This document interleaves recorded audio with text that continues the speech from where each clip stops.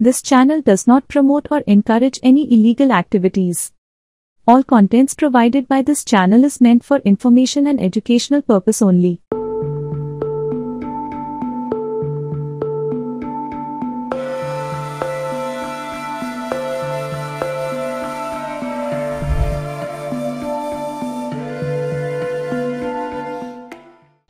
নমস্কার, আনন্দ দর্শন চ্যানেলে আপনাদের স্বাগত। আজকে আমি যে বিষয়ের উপরে আলোচনা করব সেই বিষয়টিকে কিন্তু বুঝতে হবে। অর্থাৎ ধর্মের কথা তো বটেই, এটা বড় একটা গুহ্য তাত্ত্বিক আলোচনা। যে তাত্ত্বিক আলোচনা পুরুষোত্তম লাভের পরে সাধকের সামনে আসে যে অবস্থা, সেটা হচ্ছে শরণাগতি। অর্থাৎ আমি লোকটাকে কোনোদিন দেখতে পাইনি, সেই জন্য তার প্রতি শরণাগতি আমার আসতে পারে না। আমি এই জিনিসটাকে কোনোদিন দেখতে পাইনি, সুতরাং তার প্রতি কোনো ভালোবাসা আমাদের আসতে পারে না। আমি এই বিষয়টিকে কোনোদিন বুঝতে পারিনি, সেই জন্য বিষয়ের প্রতি আমার টান অনুভব হয় না। তো যখন যোগী তার কুটস্থে এবং বাহ্যিকভাবে বাইরের সমস্ত জায়গায় উত্তম পুরুষকে দর্শন করে কৃতকৃতার্থ হন, যেদিকে তাকাচ্ছেন সেদিকেই বাসুদেব, যেদিকে তাকাচ্ছেন সেদিকেই তিনি দাঁড়িয়ে আছেন, দু চোখ মেলে তাকিয়ে আছেন যোগীর দিকে। সেই অবস্থায় তার প্রেম জন্মায়। ওই যে স্বরূপ দর্শন করছেন তার প্রতি তখন প্রেম জন্মায়।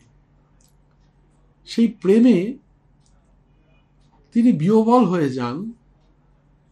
তিনি দিন নেই, রাত নেই, ওঠা নেই, বসা নেই, খাওয়া নেই, শোয়া নেই, এমনকি পথ চলতে চলতেও তিনি পরম পুরুষকে দর্শন করতে থাকেন। অত্যন্ত উঁচু মার্গের একটা ব্যাপার। তো গীতাতে ভগবান শরণাগতির কথা বলছেন। শরণাগতি কি জিনিস ভালো করে একটু বুঝিয়ে দিন।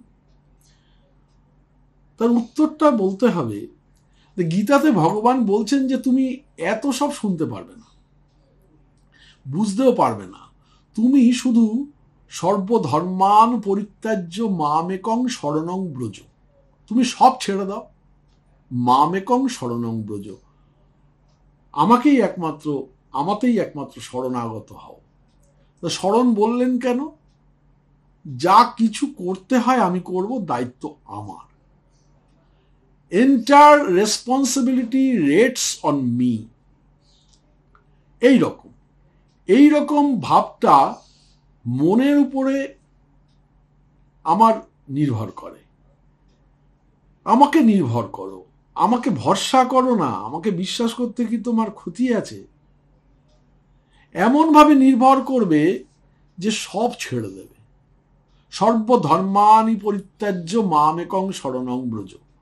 তাহলে কি করে আমার সব কাজ হবে? ক্ষুধার অন্ন আমি কি করে পাবো? তৃষ্ণার জল আমি কি করে পাবো? এগুলো তো আমার দরকার। কাজেই এমন একটা জিনিস যাতে সবটাই আছে, সেটাই হচ্ছে আমার। কি হলো সেটা? যে অহং তাং সর্বপাপেভ্য মোক্ষয়িষ্যামি মা শুচ। অহং তাম সর্বপাপেভ্য মোক্ষয়িষ্যামি। সব জিনিসটাই হচ্ছে এক একটা আবরণ থেকে মুক্ত করার জন্য। আমি যা বলছি তা যদি করো, তাহলে যত রকমের আবরণ আছে সব থেকে তুমি মুক্ত হয়ে যাবে। এই জায়গা ছেড়ে অন্য জায়গায় যাওয়ার দরকারটা কি তোমার? যাওয়ার দরকার আবরণ থেকে মুক্ত হওয়ার জন্য। মা মেকং, একলা আমাতে শরণাগত হও। শরণাগত হও মানে ঠিক যেমন যেমন ভাবে আমি তোমাকে চালাবো, তুমি ঠিক তেমন ভাবে চলবে। তারপর একটা পাপের থেকে মুক্তির জন্য আর একটা প্রতিকার, আর একটা পাপের থেকে আর একটা প্রতিকার। এইভাবে যত রকমের আবরণ আছে সব থেকে মুক্ত হওয়ার জন্যে ও তুমি নিজের চেষ্টা করে পারবে না। আমার উপরে ডিপেন্ড করতে হবে, তোমাকে নির্ভর করো, আমি করব সেটা। অহং তাম। অহং তাম, এই সুন্দর কথা, কোনো শর্ত কোনো কন্ডিশনই নেই। 10 নয়, 5 নয়, সর্বপাপেভ্য তোমাকে মুক্ত করব, সব থেকে তোমাকে সরিয়ে দেবো, হাঁটিয়ে দেবো। তুমি চিন্তা করো না, শুধু তুমি আমাকে ধরে থাকো। আমি যা করব তাই তুমি বুঝে নাও। আমিকে ধরলে তোমাকে সবকে ধরা হয়ে যায়, আর কিচ্ছু বাকি থাকে না। আমি যেসব জিনিসের প্রাণ স্বরূপ, এমনভাবে আমাকে ধরো। এই একটা শ্লোক গেল। তারপরে আর একটা শ্লোকে তিনি কি বললেন? বহুনাং জন্মনাং অন্তে জ্ঞানবান মাং প্রপদ্যতে বাসুদেব সর্বমিতি সমহাত্মা সুদুর্লভ। আমাকে যেসব বলে ধরো ধরো, কে ধরতে পারে আমাকে? আমাকে ধরতে পারে কি সেই সব? কেউ পারে না। কেউ পারে না বলো। সকলে তাকে ওইরকম ভাবে ধরতে পারে না। কেন? যেমন জল, সেই টাটকা জল ধরো, ভাত চাই ভাত দাও, মিষ্টি চাই মিষ্টি দাও, যা চাও সে তাই দেবে। এমন কোনো দোকান নেই যে দোকানে সব পাওয়া যায়। এক দোকানে এক জিনিস পাবে, অন্য দোকানে অন্য জিনিস পাবে, আর এক দোকানে অন্য জিনিস পাবে। এই জগতেও তাই, বাহ্য জগতেও তাই, দেবলোকেও তাই, সব জায়গাতেই তাই। কাজেই এক জায়গাতে সব জিনিস পাবে কোথায়? অথচ এখানে বলছেন একজনকে যদি ধরো, সে একজনকে ধরলে তোমার সব রকমের অভাব দূর হয়ে যাবে। এটা কত বড় জিনিস, কত বড় প্রলোভনের জিনিস, কত বড় গ্যারান্টি, কত বড় অ্যাসুরেন্স। কোনোটা বাদ হয়ে গেল না, এক সাইড হয়ে গেল, আর বাদ বাকিগুলো রয়ে গেল। তা হলো না কিন্তু। কেমন বাকিগুলো? ও আমি করে নেব। কিন্তু এটা হয় না কেন? কি ডিফিকাল্টি, কি অসুবিধা? মানুষের জীবনের চরিত্রের ভিতরে কোনটা ডিফেক্ট, ত্রুটি আছে কোনটা বলো দেখি। যা গীতার যিনি রচনা করেছেন স্বয়ং তিনি কি বলছেন? অহং তাং সর্বপাপেভ্য মোক্ষয়িষ্যামি মা শুচো। কেন এখানে বলছেন না যে বহুনাং জন্মনাং অন্তে জ্ঞানবাং মাং প্রপদ্যতে? বহু জন্ম মানুষের কেটে যায়, সেই সব কাটে, জন্ম হয় আবার করে, আবার জন্ম হয়, এই রকম করে সে চলেছে। কিন্তু বহু নাং জন্ম নাং অন্তে কিন্তু প্রপত্তি হয় না। নিজে মন মতো সাধনা করে সেই সাধনের ফল লাভ করে। ফল লাভ করলেই ফলভোগ শেষ হয়ে গেল, আবার ফল লাভ করে, আবার কর্ম সাধনা করে। যখন আমার পিপাসা পাচ্ছে তখন জল পান করছি, কিন্তু যখন ক্ষুধা পাবে ভয়ানক, তখন জল খাই না, ভাত খাই বা অন্য কোনো ধরনের খাদ্যবস্তু খাই। কাজেই যে জিনিসটার অভাব হয় সেই জিনিসটা দিয়ে পূরণ করি। কিন্তু অনেকের জিনিসেরই আমার অভাব রয়েছে, কি করে সেটা হবে? তখন বলছেন ভগবান, বহু জন্ম কেটে যায়, ওইখানেতে কি সব উল্টোপাল্টা হয়ে যায় মানুষের। উল্টোপাল্টা হয়ে যায় মানে কখনো এটা করে কখনো ওটা করে, কারণ সবসময় দরকার আছে। কিন্তু সবকটারই যে সমানভাবে ইকুয়ালি দরকার সেরকম জিনিস নেই, সেরকম জিনিস পাচ্ছি না কিছু। কেন? আমি একটা করতে গেলে আরেকটা বাদ হয়ে যায়। আমি এমন জিনিস চাই যে জিনিসটার ভেতরের পক্ষ এবং বাইরের পক্ষ সমানভাবে মিলে যায়, তবে তো কাজ হবে। তা না হলে কি করে হবে সেটা? একটা দিক হলো আরেকটা দিক হলো না। এই জন্যে বহু জন্ম কেটে যায়। বহুনাং জন্মনাং অন্তে জ্ঞান আসে, জ্ঞান, আত্মজ্ঞান লাভ হয়। এই জ্ঞান কাকে বলে শোনো? বহু জন্ম কেটে যায়, এটা হচ্ছে অজ্ঞানের জন্য। জ্ঞানের জন্ম হলে একটাতেই হয়ে যায়। কেননা জ্ঞানের জন্ম যখনই আসে তখন তার লক্ষ্য একটা হয়। কি সেটা লক্ষ্য বলো তো? অজ্ঞানের জন্ম কিন্তু বারে বারে হচ্ছে, কিন্তু জ্ঞানের জন্ম যদি জ্ঞান এসে যায়, সেই জন্মটা কিরকম? এক এক জন্মেতে তোমার দিকে যে টেন্ডেন্সি, যেদিকে তোমার প্রবণতা, তুমি সেই দিকে চলে গেছো। সেটা ভুল নয়, কিন্তু সেটা পাওয়াতে আরেকটা জিনিস বাদ গেল, সেটাও তোমার মনে করো দরকার ছিল। তাহলে আবার যখন পাওয়ার চেষ্টা করলে আবার ওদিকটার একটা জিনিস বাদ চলে গেল, তখন আমি কি করে সামঞ্জস্য করব সেটার? এইটাতেই হচ্ছে সময়তে, না অজ্ঞানের অবস্থাতে, তারপরে জ্ঞানটা আসে। জ্ঞান তো একটাই, যখন জ্ঞান এসে যায় তখন এ করতে হয় না। জ্ঞান এসে গেলে মাং প্রবর্ততে, অর্থাৎ সে প্রপন্ন হয়। প্রপন্ন মানে শরণাগত। তখন তুমি আমাকে ধরলে, আমি তোমাকে ধরলাম। আমি ক জানি না, খ গ কিছুই জানি না, আমি এক তোমাকে জানি, ক দরকার হয় তুমি দেবে, খ দরকার হয় তুমি দেবে, তো তুমি দেখে শুনে বুঝে দেবে, আমার বুঝবার দরকার নেই। আমি একমাত্র তোমাকেই জানি, এর নাম হচ্ছে শরণাগতি। আর ওটা হলে আমি নিজে বিচার করব, ক চাই, খ চাই, গ চাই কি ঘ চাই, এগুলো আমি বিচার করব, আমি ঠিক ধরবো। কিন্তু এখানে তো তা নয়, একমাত্র তোমাকে পেয়েছি, তুমি সব কিছু আমাকে দিয়ে দেবে, তুমি যেভাবে করিয়ে নেবে সেটাই ঠিক। এই শরণাগত অবস্থা সেটা। এটা কখন হয় না, আত্মজ্ঞান লাভের পরে। অজ্ঞান অবস্থায় শরণাগত কখনো হতে পারে না, পারে না এবং পারে না। তাহলে জ্ঞান যখনই এসে গেল তখনই শরণাগতি। বহু নাম জন্ম নামন্তে জ্ঞান বাংমান প্রপদ্যতে, তখন তুমি আমার কাছে প্রপন্ন হবে। প্রপন্ন মানে শরণাগত। কিরকম করে, কিভাবে শরণাগত হবে না, বাসুদেবের মধ্যে পাওয়া যায়। একজনকে ধরলে সব ধরা হয়ে গেল, সব জিনিস এই বাসুদেবের মধ্যে পাওয়া যায়। বাসুদেব এমন একটা বস্তু যেটাকে পেলে কোনো জিনিসেরই আর পাওয়া অবস্থা থাকে না, বস্তু না, ঠিক একটা অবস্থা। তো জ্ঞান না হলে সে ভাব আসে না, কিন্তু অজ্ঞানে নানা রকম অবস্থা হয়। তারপরে জ্ঞান আসলে শরণাগতি, তখন কি হলো, বাসুদেব ও সর্বমিতি, সবকিছুর মূলেই শুধু বাসুদেব। সব যেদিকে তাকাচ্ছ উত্তম পুরুষকে দেখতে পাচ্ছ, সবই তিনি চালাচ্ছেন। এটাও যে চালাচ্ছে, এটাও সে চালাচ্ছে, এইটাই যে জেনে গেল, সে জ্ঞানী পুরুষ হয়ে গেল। কিন্তু সে শুধু জ্ঞানী কি, সে জ্ঞানী এবং ভক্ত। শুধু জ্ঞানী আর জ্ঞানী ভক্তের মধ্যে কিন্তু ডিফারেন্স আছে, অনেকটা পার্থক্য আছে।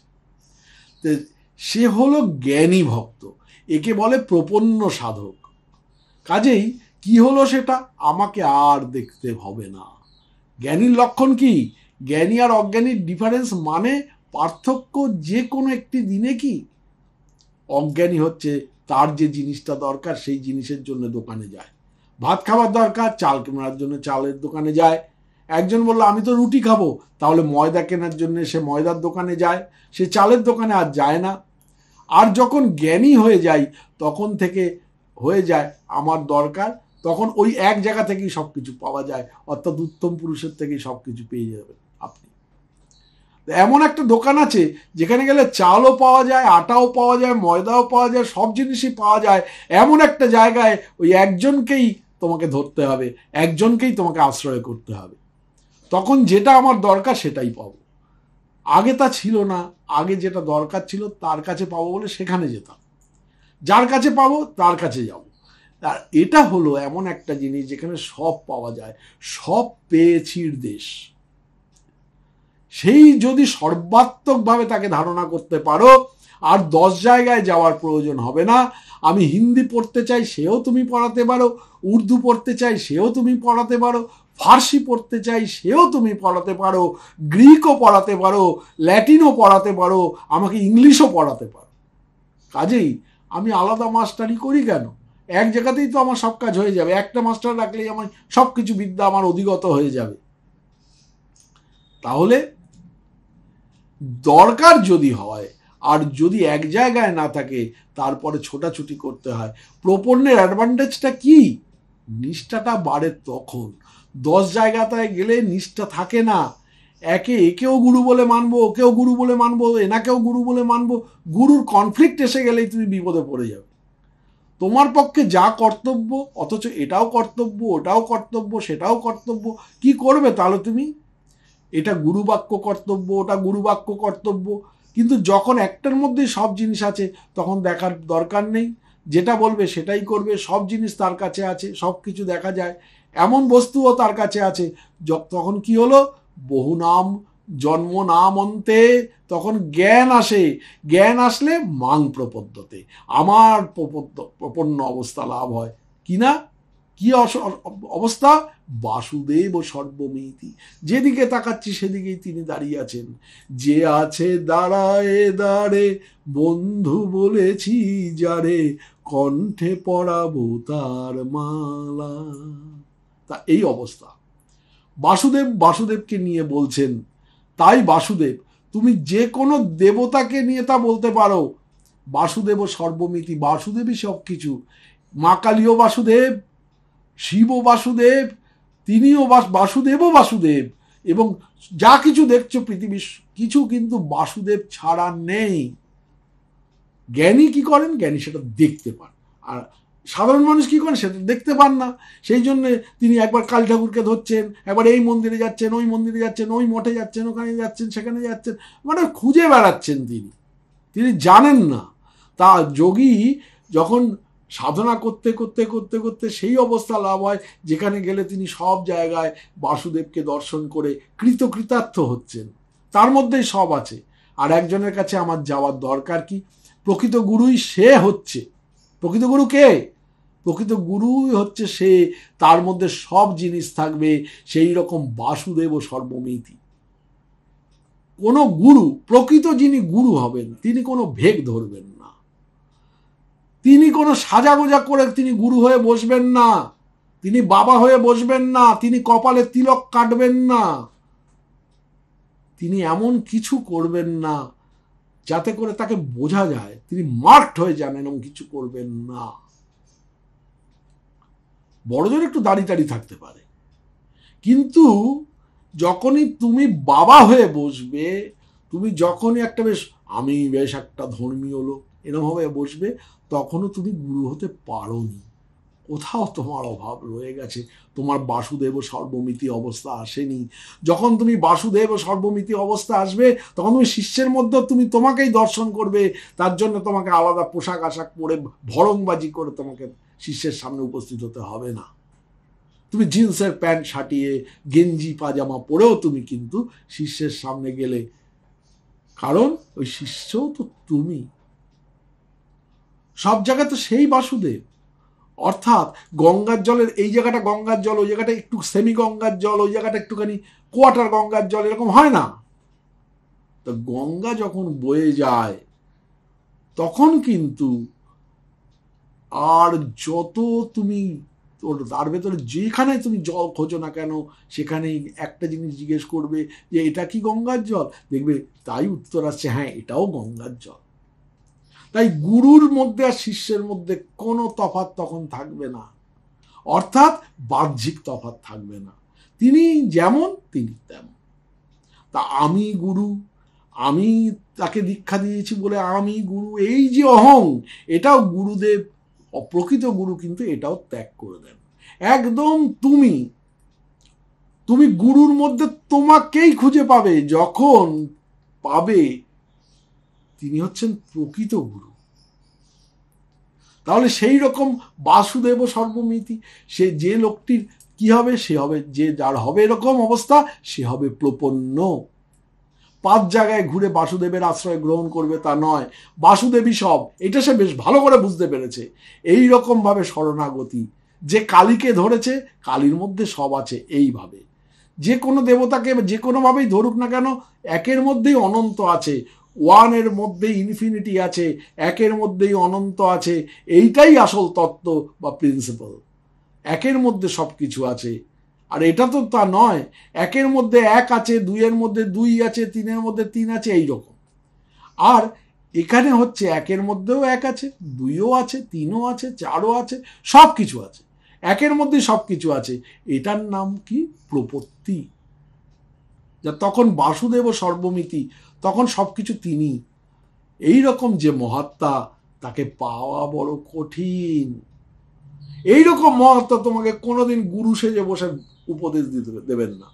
তিনি একদম তোমার মতো সাধারণ সোজা সরলভাবে তোমার সামনে উপস্থিত হবেন।